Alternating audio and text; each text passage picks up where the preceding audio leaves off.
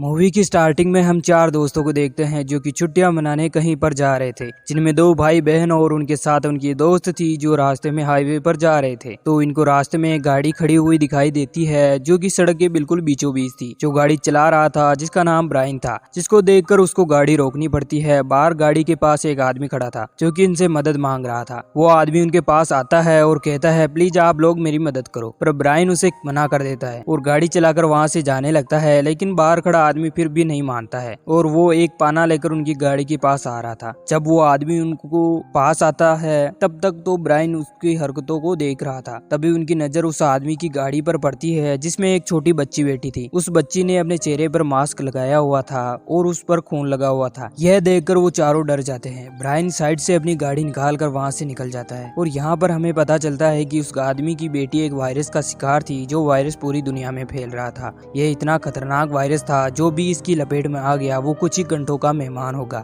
यानी कि उस इंसान की कुछ वक्त के बाद ही मौत हो जाएगी। और अब तक इस वायरस की कोई वैक्सीन भी नहीं बनी थी। उधर ब्रायन उसके दोस्त जब गाड़ी के साइड से लेकर जा रहे थे तो गाड़ी की पेट्रोल पाइप फट जाती है और सारा पेट्रोल बाहर निकलने लगता है। अब पेट्रोल न होने की वजह से उनकी गाड़ी कुछ ही दूरी पर जाकर रुक जाती है। ब्रायन और उसके दोस्त सब हाईवे पर थे जहाँ दूर दूर तक कोई भी नहीं नजर आ रहा था। उनके पास सिर्फ एक ही ऑप्शन था, इनको अब दोबारा उसी आदमी के पास जाना होगा जो पहले इनसे मदद मांग रहा था, क्योंकि उसके अलावा कोई इनकी मदद भी नहीं कर सकता था। यह सब ऐसा ही करते हैं, ये अपना सारा सामान लेते हैं और उसी आदमी की तरफ दोबारा जाते हैं। ब्रायन के पास एक बंदूक भी थी। थोड़ा सा आगे चलने के बाद ये उस आदमी तक पहुंच गए थे। ब्रायन जाकर उससे कहता है कि हमें तुम्हारी गाड़ी चाहिए, पर वो आदमी कहता है ठीक है मैं तुम्हें अपनी गाड़ी दे दूंगा, पर तुम्हें पहले मेरी शर्त माननी होगी। वो आदमी ब्रायन से कहता है पास ही के शहर में एक हॉस्पिटल है, वहाँ डॉक्टर ने इस वायरस की वैक्सीन बना ली है, तुम मुझे और मेरी बेटी को बस वहाँ तक छोड़ दो, फिर तुम लोग मेरी गाड़ी ले जा सकते हो। ये बात सुनकर ब्रायन कहता है क्या तुम पागल हो चुके हो, अभी तक इस वायरस का कोई दवाई नहीं बनी है। लेकिन इस बात पर वो आदमी उससे कोई जवाब नहीं देता है। यह सब उस आदमी की बात मान लेते हैं कि गाड़ी के पीछे वाले हिस्से में उस आदमी और उसकी बेटी को बिठाकर उस हिस्से को अच्छी तरह से प्लास्टिक से कवर कर देते हैं ताकि इन लोगों को ये वायरस न लग सके। फिर वो गाड़ी को साफ करके उसमें बैठ कर निकल जाते हैं। कुछ ही दूरी पर उन्हें एक गाड़ी नजर आती है। ब्रायन और उसका भाई उस गाड़ी का पेट्रोल निकालने जाते हैं ताकि रास्ते में वो उनको काम आ सके। ब्रायन का भाई उस गाड़ी का दरवाजा खोलता है तो डर जाता है, क्योंकि उस गाड़ी में एक आदमी बैठा था जो काफी डरावना लग रहा था। वो भी इस वायरस का शिकार हो चुका था, उसका जिस्म गल रहा था। ब्रायन का भाई जब गाड़ी की चाबी निकालने की कोशिश करता है और तभी उस आदमी को होश आ जाता है। ब्रायन के भाई ने दोबारा से उस गाड़ी के दरवाजे को बंद कर दिया था। वो पेट्रोल निकाल कर शहर में पहुंच गए थे। वहाँ पर चारों तरफ ही शांति थी। वो शहर नहीं बल्कि एक कब्रिस्तान लग रहा था जहाँ चारों तरफ लाशें ही लाशें थी।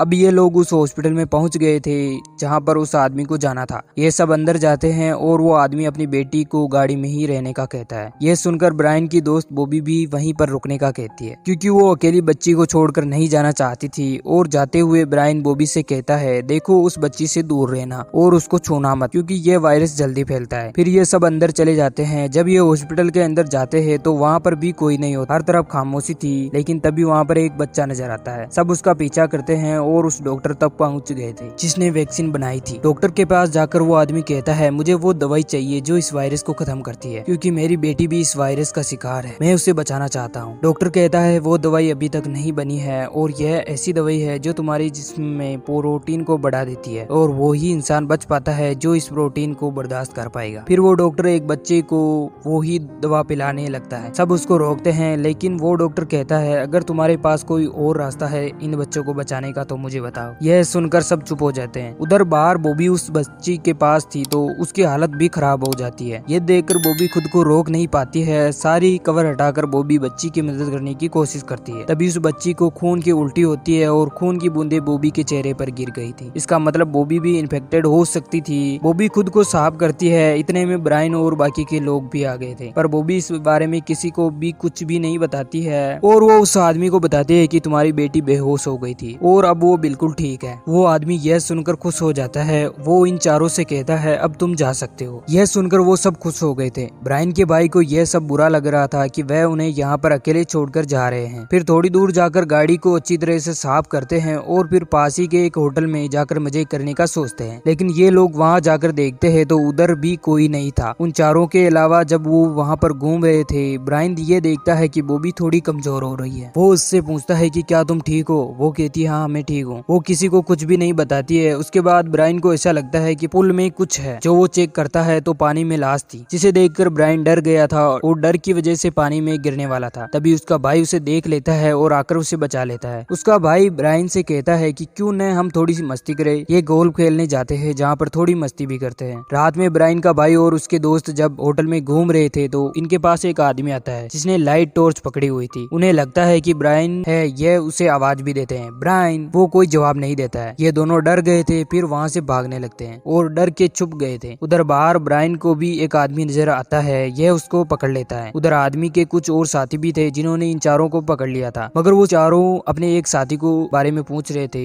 ब्रायन कहता है जब हम यहाँ पर आए तो यहाँ पर कोई नहीं था। हाँ, मुझे पूल में एक आदमी की लाश जरूर मिली, शायद वो तुम्हारा साथी हो। जब ये जाकर देखते हैं तो वो इनका ही साथी था जो वायरस की वजह से मर चुका था। ये उसकी लाश को जला देते हैं। फिर ब्रायन और उसके भाई को जाने का कहते हैं, मगर लड़कियों को पकड़ लेते हैं और अपने बंदूकों से डरा कर उन्हें कपड़े उतारने का कहते हैं। जैसे ही बॉबी अपने कपड़े उतारती है तो उसके जिस्म पर लाल निशान थे, यानी कि उस पर वायरस का असर था। ये सब डर जाते हैं और ब्रायन और उसके दोस्त को जाने का कहते हैं। रास्ते में कोई भी बॉबी से बात नहीं कर रहा था, सब उस पर गुस्सा थे। ब्रायन तो सबसे ज्यादा, क्योंकि उसने छोटी बच्ची से दूर रहने को कहा था। और जब यह सभी एक पेट्रोल स्टेशन पर रुकते हैं और वहाँ से पेट्रोल भरते हैं, इसी दौरान ब्रायन के भाई के पास उसकी दोस्त आती है। वो कहती है अगर हमें जिंदा रहना है तो हमें बॉबी से दूर रहना होगा। ये बात वो ब्रायन से भी करते हैं, लेकिन वो तो कुछ भी नहीं सुनने के लिए तैयार था। फिर थोड़ा सा आगे जाते हैं तो ब्रायन गाड़ी रोकता है और बॉबी को गाड़ी से उतारने का कहता है, पर बॉबी नहीं चाहती थी कि वो अकेले उससे छोड़कर जाए। वो ब्रायन से कहती है मैं गाड़ी के पीछे बैठ जाऊंगी जैसे उस छोटी बच्ची को बिठाया था, मगर प्लीज मुझे ऐसे अकेले मत छोड़ो। पर ब्रायन को फर्क नहीं पड़ता था, वह उसे वहीं छोड़कर चले जाते हैं। थोड़ा आगे जाने के बाद उन्हें एक और गाड़ी आती हुई दिखाई देती है। ब्रायन गाड़ी के आगे अपनी गाड़ी रोक लेता है। उसका भाई गाड़ी से उतरता है। वो कहता है प्लीज हमारी मदद करो, हमारी मंजिल बहुत दूर है, हमारे पास खाने का सामान भी खत्म हो गया है। लेकिन उस गाड़ी में बैठे दोनों को ये लगता है कि